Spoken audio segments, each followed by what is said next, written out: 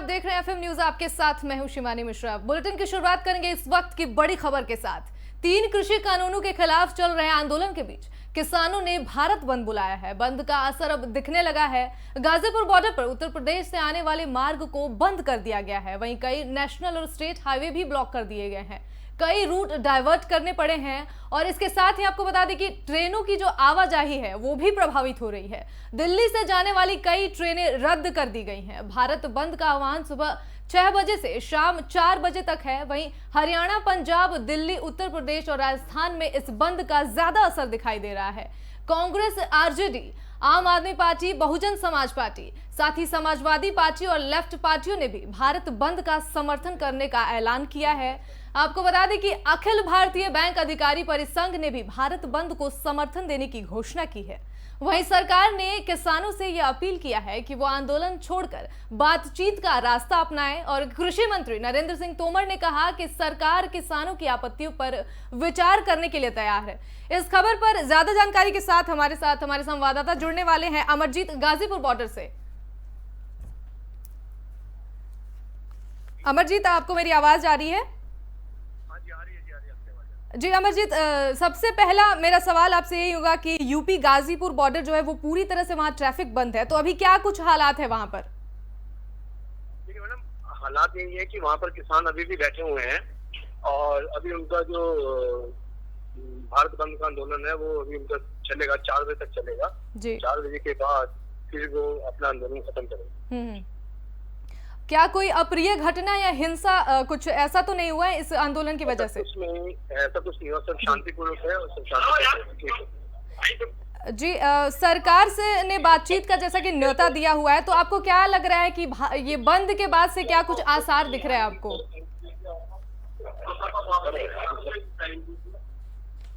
अमरजीत, मेरी आवाज आ रही है आप तक?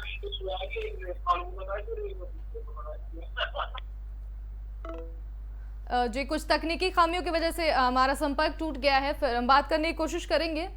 फिलहाल आपको बता दें कि नरेंद्र सिंह तोमर ने कहा कि सरकार किसानों की आपत्तियों पर विचार करने के लिए तैयार है और जिस तरीके से ये आंदोलन किसान वहां पर भारत बंद के लिए बैठे हुए हैं और सुबह 6 बजे से लेकर के शाम को 4 बजे तक ये बंद होना है और फिलहाल अभी कोई अप्रिय घटना या कुछ हिंसा की खबरें सामने नहीं आई है। जो बंद है वो शांतिपूर्वक किसानों ने बंद किया हुआ है। साथ ही आपको बता दें कि कृषि मंत्री नरेंद्र सिंह तोमर ने बातचीत करने के लिए कहा है। उस पर किसान नेता राकेश टिकैत ने उन्हें रट्टू कहा है। जी हाँ, उनका ये बयान है कि कृषि मंत्री जो है नरेंद्र सिंह तोमर वो रट्टू हैं।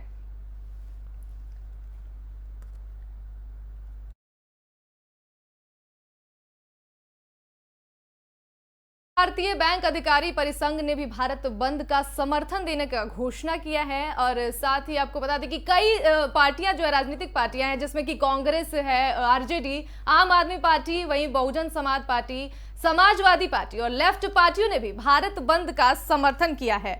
अब इस पर ज्यादा जानकारी के साथ हमारे साथ फोन लाइन पर नोएडा से विपुल हमारे संवाददाता जुड़ने वाले हैं और वो बताएंगे कि क्या कुछ वहां पर चल रहा है अभी। विपुल जी, मेरी आवाज आ रही है आप तक? जी मैम, आ रही है। क्या कुछ यहाँ पर अभी वहाँ पर हालात बने हुए हैं? मैम, हालात यहाँ पे सुबह 6 बजे से लेकर शाम तक 4 बजे तक वो भारत बंद बुलाया गया है जी। क्योंकि आज ही के दिन पिछले साल राष्ट्रपति रामनाथ कोविंद जी ने कृषि कानून को मंजूरी दी थी जी। इसके चलते सुबह से सारी विपक्षी दल की पार्टियां किसान समर्थन को मंजूरी दे रही हैं जी। और सुबह से ही लगातार मैं इस टाइम नोएडा दिल्ली बॉर्डर पे हूँ, गाजीपुर बॉर्डर पे हूँ जी।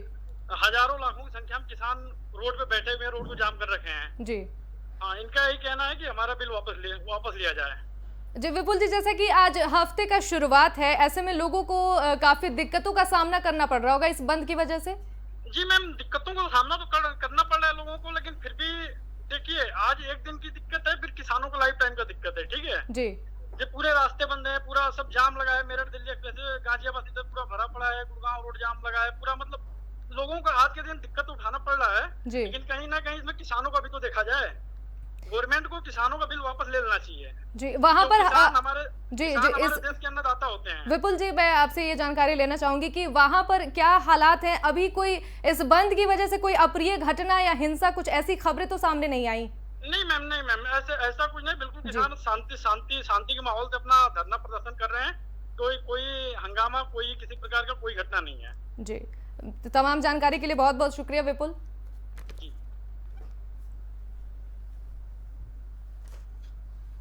तो जैसा कि विपुल ने बताया कि अभी कोई अप्रिय घटना या हिंसा नहीं हुई है और हफ्ते का पहला दिन है, जैसा कि सोमवार है आज, तो लोगों को काफ़ी दिक्कतों का सामना करना पड़ रहा है। बाहर आने जाने में लोगों को काफ़ी परेशानी हो रही है, ट्रैफिक है, जाम है।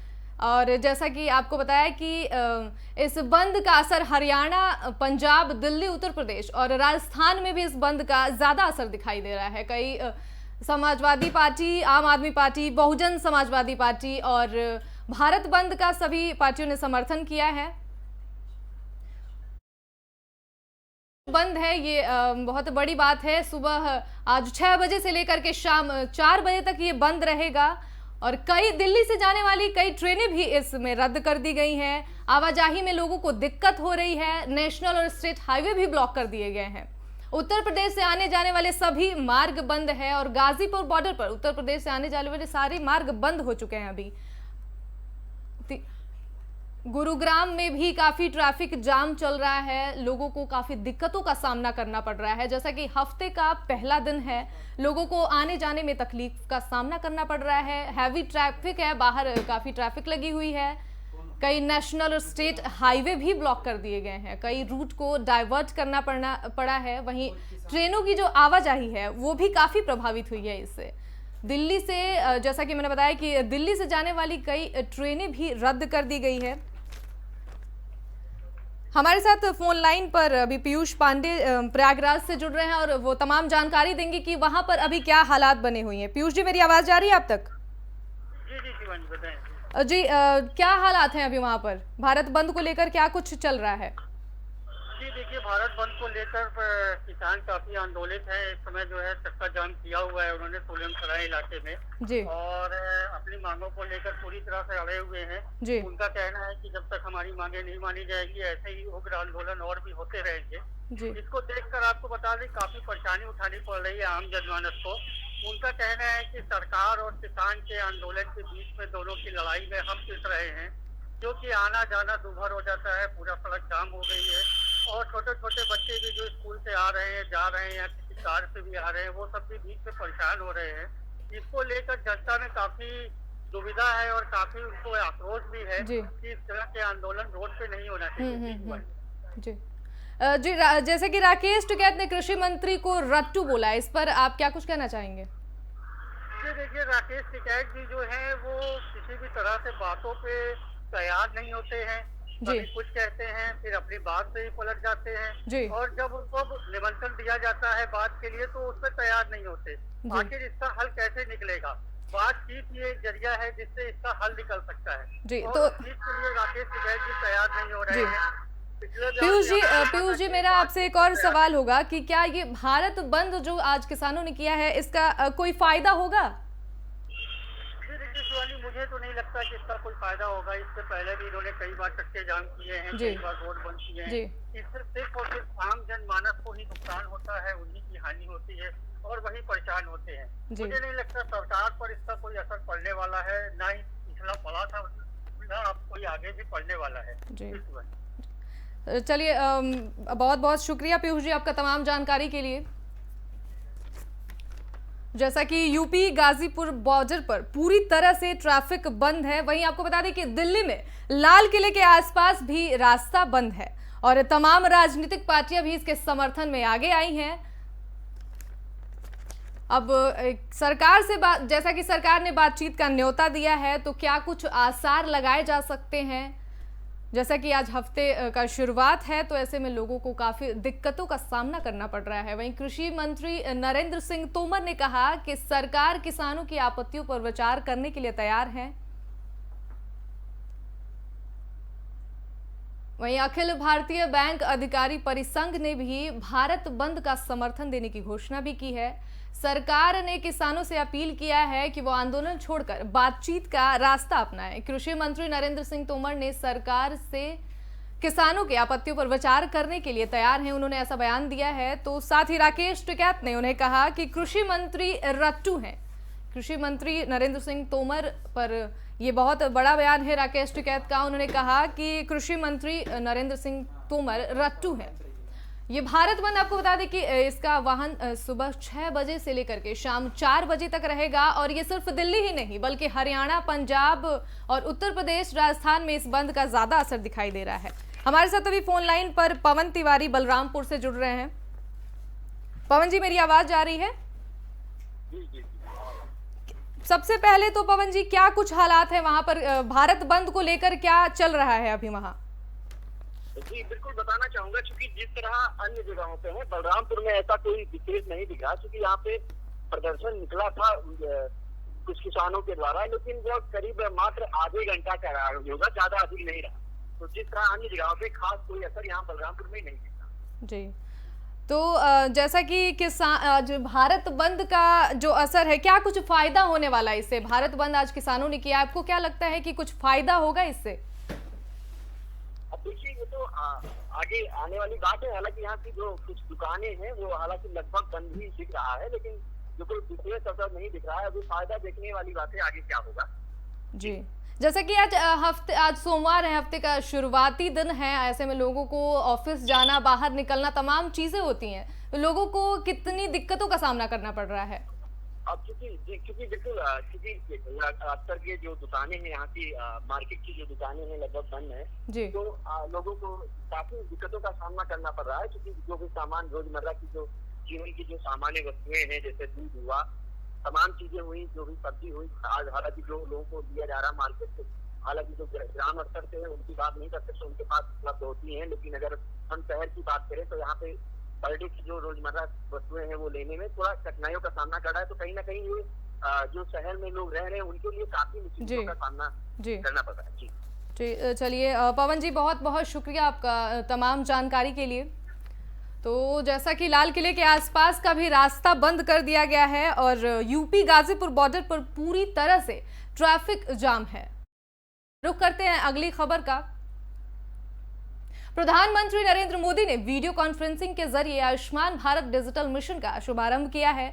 आपको बता दें कि इस दौरान कार्यक्रम को संबोधित करते हुए पीएम मोदी ने कहा कि बीते 7 सालों में देश की स्वास्थ्य सुविधाओं को मजबूत करने का जो अभियान चल रहा है, आज से एक नए चरण में वो प्रवेश कर रहा है। आज एक ऐसे मिशन की शुरुआत हो रही है जिसमें भारत की स्वास्थ्य सुविधाओं में क्रांतिकारी परिवर्तन लाने की ताकत है। पीएम ने जानकारी देते हुए कहा कि 130 करोड़ आधार नंबर, 118 करोड़ मोबाइल सब्सक्राइबर, वहीं लगभग 80 करोड़ इंटरनेट यूजर्स, वहीं करीब 43 करोड़ जनधन बैंक खाते, इतना बड़ा कनेक्टेड इंफ्रास्ट्रक्चर दुनिया में कहीं नहीं है। यह डिजिटल इंफ्रास्ट्रक्चर राशन से लेकर प्रशासन तक तेज है, पारदर्शी तरीके से सामान्य भारतीय तक पहुंच रहा है। सेंट्रल विस्टा का पीएम मोदी ने किया निरीक्षण। पीएम मोदी ने कार्यों में तेजी लाने के लिए दिशा निर्देश अमेरिकी दौरे से लौटने के बाद लिया। अमेरिका से लौटने के बाद प्रधानमंत्री मोदी ने नए संसद भवन के निर्माण का जायजा लेने पहुंचे। पीएम मोदी ने वहां चल रहे निर्माण कार्य का जायजा लिया और कार्यों में तेजी लाने के निर्देश भी दिए। नए संसद भवन का निर्माण अगले साल पूरा होने वाला है। रात करीब 8:45 पर पीएम मोदी राजधानी में नए संसद भवन के निर्माण स्थल पर अचानक पहुंच गए। उन्होंने साइट पर लगभग 1 घंटा बिताया और नए संसद भवन के निर्माण की स्थिति का खुद निरीक्षण किया। आपको बता दें कि ये इमारत सेंट्रल विस्टा परियोजना का हिस्सा है, जिसे विपक्ष की आलोचना का शिकार होना पड़ा है। सरकारी अधिकारियों के अनुसार 2022 में संसद का शीतकालीन सत्र नए भवन में होगा।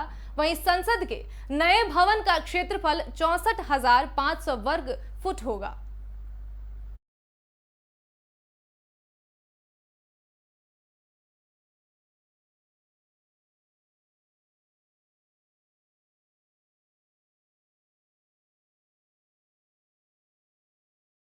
विश्व पर्यटन दिवस के अवसर पर उत्तर प्रदेश के मुख्यमंत्री योगी आदित्यनाथ ने प्रदेशवासियों को शुभकामनाएं दी। सीएम योगी ने ट्वीट करते हुए लिखा कि विश्व पर्यटन दिवस कि सभी को शुभकामनाएं। आध्यात्मिक और प्राकृतिक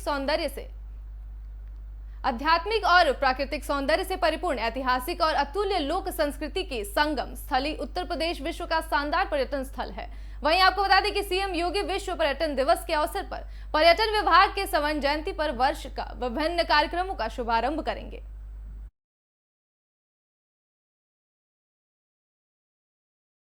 कांग्रेस के पूर्व अध्यक्ष राहुल गांधी ने केंद्र के 3 कृषि कानूनों के खिलाफ आंदोलन कर रहे किसानों के भारत बंद का सोमवार को समर्थन किया है। उन्होंने कहा कि किसानों का अहिंसक सत्याग्रह अखंड है। दरअसल कृषि कानूनों के खिलाफ आंदोलन कर रहे तमाम किसान संगठनों ने एक बार फिर केंद्र के इन कानूनों के विरोध में अपनी आवाज बुलंद की है। राहुल गांधी ने ट्वीट करते हुए लिखा, किसानों का अहिंसक सत्याग्रह आज भी अखंड है, लेकिन शोषण करने वाली सरकार को ये पसंद नहीं है, इसलिए आज भारत बंद है। वहीं प्रियंका गांधी ने कहा, खेत किसान का, मेहनत किसान की, फसल किसान की, लेकिन भाजपा सरकार इन पर अपने खरबपति मित्रों पर कब्जा जमाने का आतुर है। पूरा हिंदुस्तान किसानों के साथ है। नरेंद्र मोदी काले कानून को वापस लें।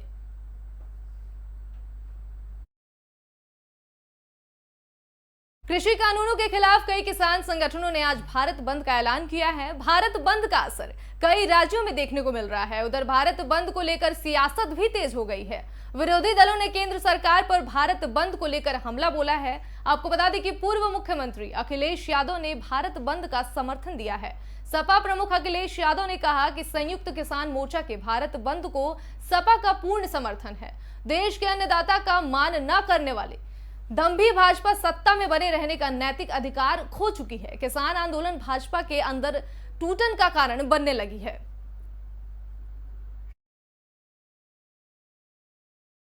उत्तर प्रदेश की योगी आदित्यनाथ सरकार का रविवार को कैबिनेट विस्तार हुआ है। यूपी विधानसभा चुनाव 2022 से कुछ ही महीने पहले इस विस्तार पर बहुजन समाजवादी पार्टी की मुखिया मायावती ने निशाना साधा है। मायावती ने कहा कि चुनाव से इतने कम समय पहले विस्तार का कोई फायदा नहीं है।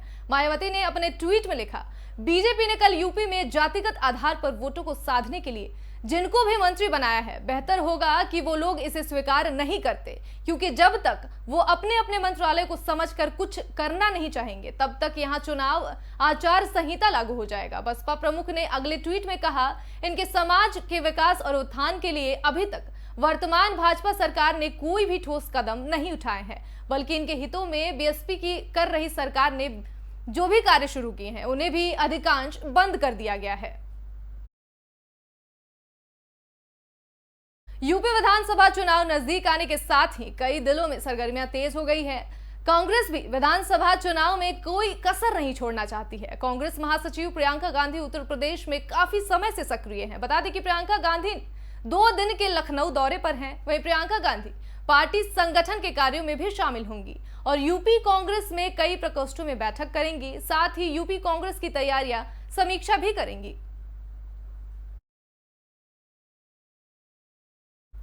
महिलाओं को सशक्त बनाने और महिला संबंधी अपराधों की रोकथाम को लेकर मिशन शक्ति के तहत प्रदेश में 82 महिला रिपोर्टिंग पुलिस चौकियों की स्थापना की जा रही है। आपको बता दें कि आईजी रेंज के लखनऊ लक्ष्मी सिंह इनकी नोडल अधिकारी बनाई गई हैं। प्रदेश भर में स्थापित की जा रही रिपोर्टिंग चौकियों की देखरेख का जिम्मा भी आईजी लक्ष्मी सिंह को सौंपा गया है। इन चौकियों की स्थापना से प्रत्येक जिले में मौजूद एकमात्र महिला थाने पर न सिर्फ काम का दबाव कम होगा, बल्कि पीड़ित महिलाओं की त्वरित सुनवाई भी सुनिश्चित होगी। बता दें कि राजधानी में थाने में 40 है, लेकिन महिलाओं का थाना सिर्फ एक ही है। ऐसे में महिला थाने पर विवेचना के साथ साथ काउंसलिंग का भी दबाव रहता है। काम का दबाव अधिक होने के चलते अक्सर पीड़ित महिलाओं को न्याय मिलने में काफी देरी होती है। अब ऐसी स्थिति में शहर के अलग अलग हिस्सों में 5 से ज्यादा महिला रिपोर्टिंग पुलिस चौकी बनाई जाएगी और इन चौकियों की monitoring women crime and safety cell के प्रभारी की होगी। उत्तर प्रदेश सरकार के कैबिनेट मंत्री सिद्धार्थ नाथ सिंह का हस्ताक्षर कर फर्जी अभिलेख तैयार करने और उन्हें एक कंपनी का शेयर होल्डर दिखाकर धोखाधड़ी का मामला सामने आया है। कैबिनेट मंत्री सिद्धार्थ नाथ सिंह की ओर से इस मामले में सेक्टर 39 थाने में दिल्ली निवासी परमहंस और नोएडा निवासी हरिमोहन सर्राफ के खिलाफ रिपोर्ट दर्ज कराई गई है। एसडीपीसी नोएडा जोन रणविजय सिंह ने बताया कि शिकायत के आधार पर मामले की जांच की जा रही है। वहीं आरोपियों से संपर्क कर जल्द ही पूछताछ का कर मामले का खुलासा किया जाएगा। बता दें कि कैबिनेट मंत्री ने पुलिस को दी शिकायत में बताया कि एक मीडिया हाउस के सीनियर एडिटर की ओर से उन्हें एक ईमेल प्राप्त हुआ है और इस ईमेल के माध्यम से अवगत कराया गया कि दिल्ली स्थित परमहंस टेक्नोलॉजीज के हरिमोहन सर्राफ ने सिद्धार्थ नाथ सिंह को कंपनी का शेयर होल्डर बनाया है।